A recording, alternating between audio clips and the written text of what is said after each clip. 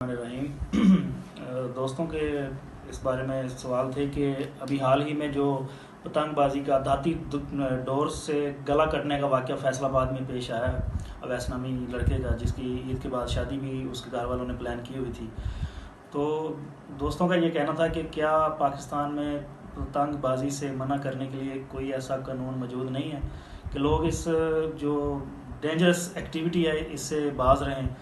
तो पाकिस्तान में कानून तो मौजूद हैं, लेकिन बदकिस्मती से कहना यह पड़ता है कि ख़ास तौर पे पाकिस्तान में कुछ कवानीन ऐसे हैं जिनका बिल्कुल सिरे से जिन पे अमल दरामद सही तरह से हो नहीं रहा। आल दो कि लॉ इन्फोर्समेंट एजेंसीज इस पर अपनी कोशिश में लगे हुए हैं, लेकिन हमें भी उनके साथ कोऑपरेट करते हुए अपने गली मोहल्ले में मौजूद जो ऐसे लोग हैं उनको मोटिवेट करना चाहिए, उनको समझाना चाहिए, बताना चाहिए कि ऐसी धाती जो डोर है उससे लोगों के गले कट सकते हैं, लोगों की ज़िंदगियां ख़त्म हो जाती हैं और जायदाद को, माल को, बहुत सारी बेशुमार तरह के नुकसान हो जाते हैं। अक्सर औक़ात ऐसे भी हो जाता है कि जो इलेक्ट्रिक वायर्स हैं उनमें भी वो स्पार्किंग और ट्रांसफार्मर तक उड़ जाते हैं। बहरहाल इसके बारे में Punjab prohibition of kite flying ordinance 2001 मौजूद है।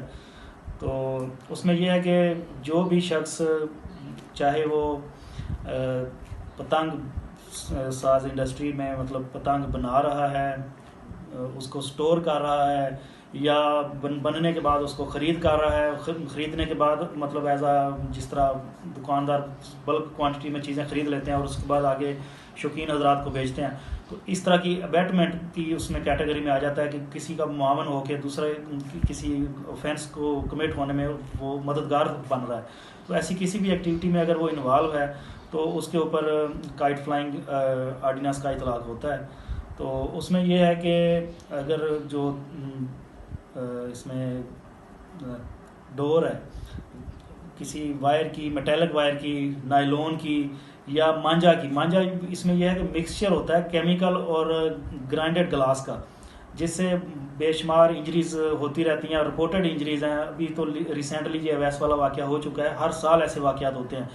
कराची में भी वाक़या हुआ है रमज़ान के दिनों में, पुल के ऊपर एक लड़के के कान भी कट गया था धाती डोर से। लोग बाज नहीं आ रहे, हाल दो के इन्फोर्समेंट एजेंसीज इस पर लगी हुई हैं इसको कंट्रोल करने के लिए। इसका बनाने का मकसद ये था कि लोग इससे बाज रहे हैं। हाई कोर्ट के मुख्तलिफ इसके रिलेटेड आर्डर्स मौजूद हैं कि इस आर्डीनेंस से फुली कंट्रोल मुमकिन नहीं हो रहा। तो हालांकि गवर्नमेंट ने ये मतलब एक अच्छे और खुशगवार अंदाज से इस पतंगबाजी को ऑर्गेनाइज तरीके से मैनेज करने के लिए मौसम बहार में 15 दिन का टाइम रखा हुआ है कि अगर आप नहीं रह सकते इस एक्टिविटी को करने से तो आपको 15 दिन के लिए हम किसी ग्राउंड में, प्ले ग्राउंड में, खुली जगह पे, जिसमें आप धाती डोरों के अलावा नॉर्मल डोर से आके एक एक्टिविटी को सेलिब्रेट कर लें, तो आपको इसके लिए प्रॉपर एक चांस या एक मौका हम प्रोवाइड कर देंगे। लेकिन लोग बाज नहीं आते। तो उसमें यह है कि अगर कोई इसमें पतंग इंडस्ट्री में बेचने में, बनाने में, स्टोर करने में या उड़ाने में किसी एक्टिविटी में भी इन्वॉल्व है, तो उसके ये है कि अगर वो इसमें मुलव्वस पाया जाता है तो उसको 6 माह की कैद और 1 लाख तक का जुर्माना भी किया जा सकता है। तो दूसरा ये है कि इंस्पेक्टर रैंक के पुलिस ऑफिसर के पास ये इख्तियार होता है कि किसी भी जगह अगर उसको शक गुजरे कि पतंग बन रहे हैं या उसको कोई सामान या दाती डोर रिलेटेड अशिया मौजूद हैं तो वो रेड कर सकता है। और इसके अलावा जो डिस्ट्रिक्ट गवर्नमेंट है उसमें अभी तो वो लोकल गवर्नमेंट का कंसेप्ट हमारे पास मौजूद नहीं है। तो उसमें ये था कि जब ये आर्डीनेंस आया मुशर्रफ दौर में, तो उसमें यह था कि ज़िला नाज़िम के पास ये इख्तियारात होते थे कि वो आर्डर जारी करेगा, उसके आर्डर्स को फॉलो करते हुए पुलिस रेड करेगी, लोगों को इस एक्टिविटी से बाज रखने के लिए कोशिश करेगी।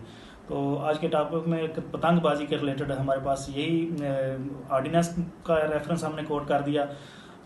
लेटेस्ट जो वाक़यात रिपोर्टेड हुए वो हमने आपको बता दिए। एज आ मतलब कम्युनिटी हमें ख़ुद को भी इस एक्टिविटी से दूर रखना चाहिए और अच्छे शहरी की तरह अपने माशरे में रहने के लिए ख़ुद से भी कोशिश करनी चाहिए। बहुत शुक्रिया, जज़ाकल्लाह।